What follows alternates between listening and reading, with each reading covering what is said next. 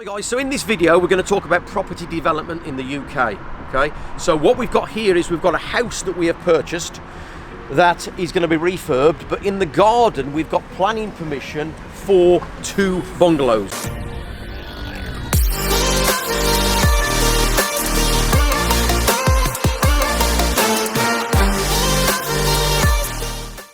So what you're going to see over the next few months is we're going to take you through a series of taking this from where it is today. We're going to refurb the house, we're going to bring you along with that journey. We're also going to build the 2 bungalows and we're going to bring you along for that as well. So let's go and start and have a look, and I'll explain exactly what we're going to do.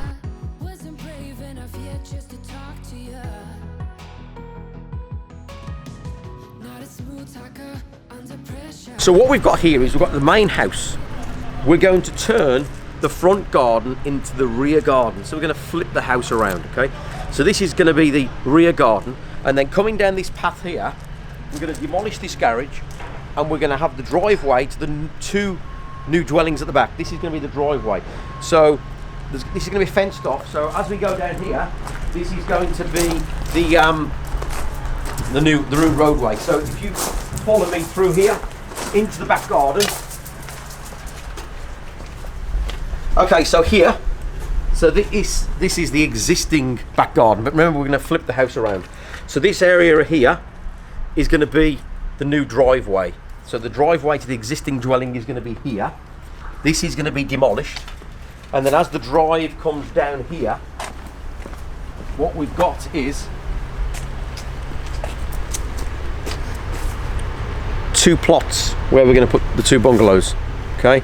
So as we're flipping this main house around, it's going to be almost like a kind of a courtyard area for the 3 drives to converge in. So we're going to have 3 driveways all at the rear, and then, as I say, to balance it out, we're going to make the existing house have its garden in the front. Okay, so we're going to flip it around. What we're going to have to do is, rather than taking away all the spoil, which is effectively the soil that we take out for the foundations, we're going to use it to level some of the ground off. So that's going to reduce our costs there.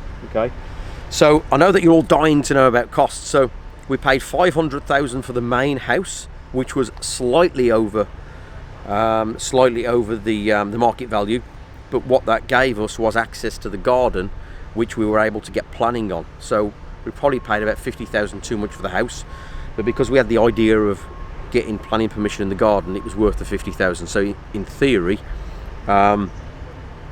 we have got 2 plots for 50,000, so 25,000 a plot. Each bungalow is going to be worth around about 3 to 325, so we've got about a 650 GDV, gross development value. I'll tell you a little bit about the site. So one part of the site, we've got a brook that runs down there. That's really good for us, because it means that we don't have to have any soakaways. It means we can literally have all the rainwater go straight into the brook. So that's one less thing that we need to do. So we've got a brook running down there. We've also got some new houses being developed just over the other side of the brook, but we're going to keep all these trees in here and all this greenery. It'll create a really nice kind of boundary and to the site, so they're very mature, so we'll keep all those.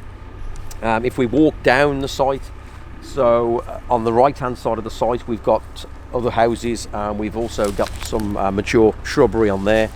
So moving on down, it's a really long garden. So as you can see, even it goes, you're gonna have to excuse the noise, that's the construction going on next door, but even if we go through here, it goes right the way back here. And again, the ground level drops off here, the ground level drops off here. So what we're going to do is, again, some of the spoils, the soil that we excavate, we're going to bring down here, level off the garden. We'll put some nice fences around, and as you can see over there, we need to put some fencing around there. So we'll it'll be nice when it's finished. It'll be really good.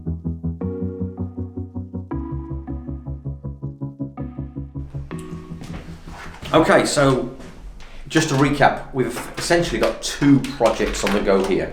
We've got the refurb of the main house, and then we've got the construction project in the rear garden. So firstly, let's just go over the main house. So this is a 4-bedroom detached house with 2 garages. We've got a detached garage that we're going to be using for the road through to the back, and we've got an attached double garage to the house.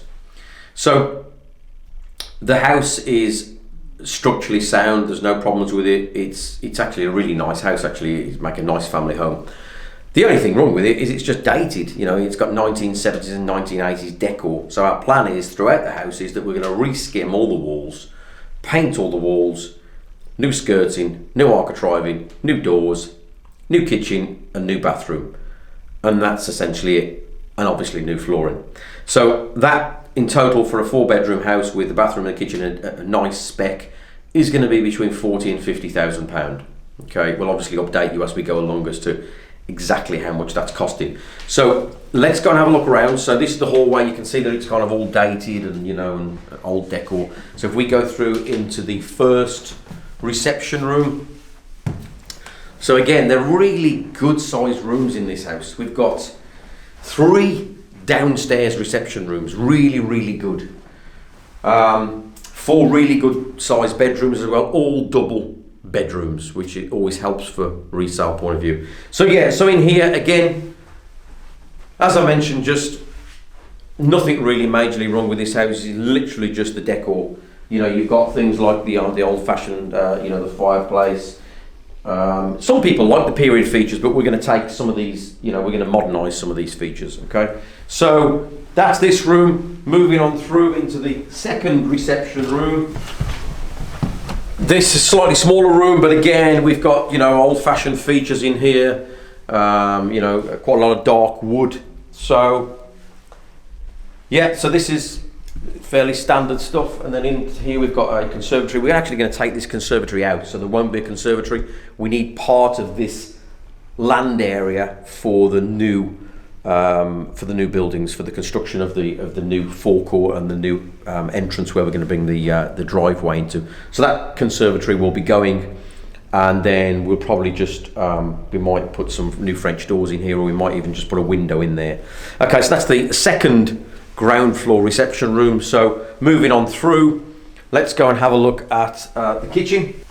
So into the kitchen, it's a nice sized kitchen. We've got strange, this was originally would have been maybe a scullery on that side, so we can see that there's a beam there. So this would have been the original kitchen, and that would have been a scullery, or, you know, some outbuildings or something. But that's why we've got windows like we have. So we've got a main window, if you can call it a main, and then we've got a smaller window over there. So we're probably going to extend this window to get more lighting, and then we'll probably block up that window over there.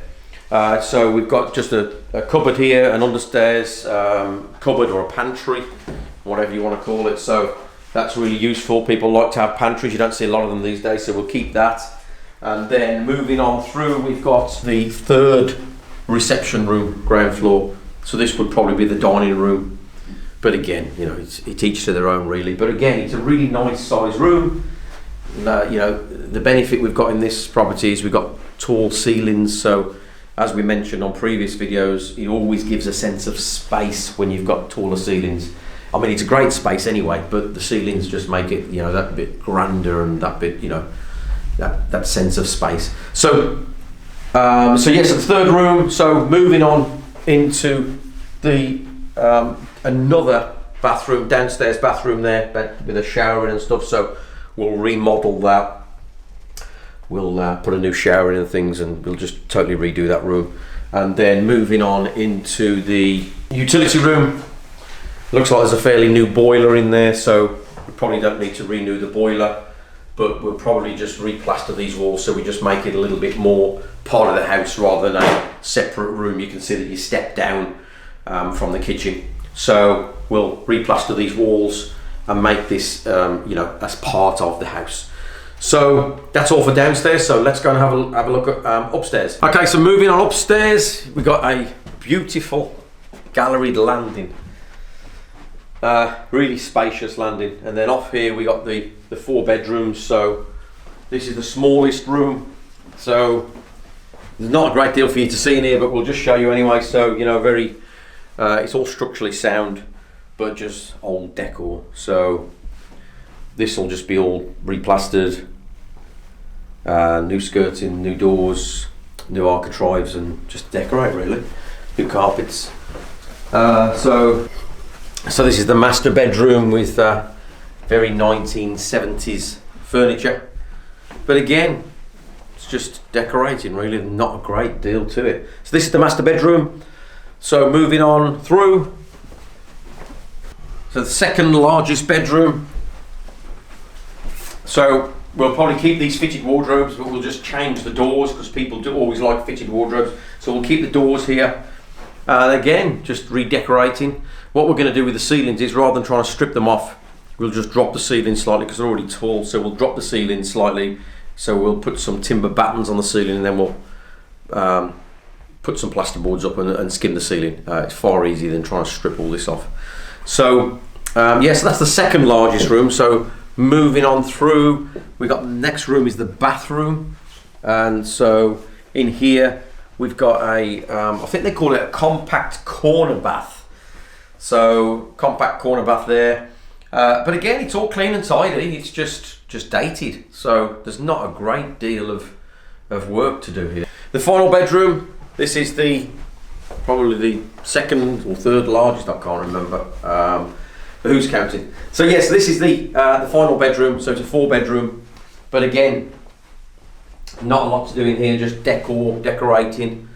It's going to be a really lovely family home for somebody, so I'm really looking forward to getting stuck into this one and getting this refurbed and back on the market.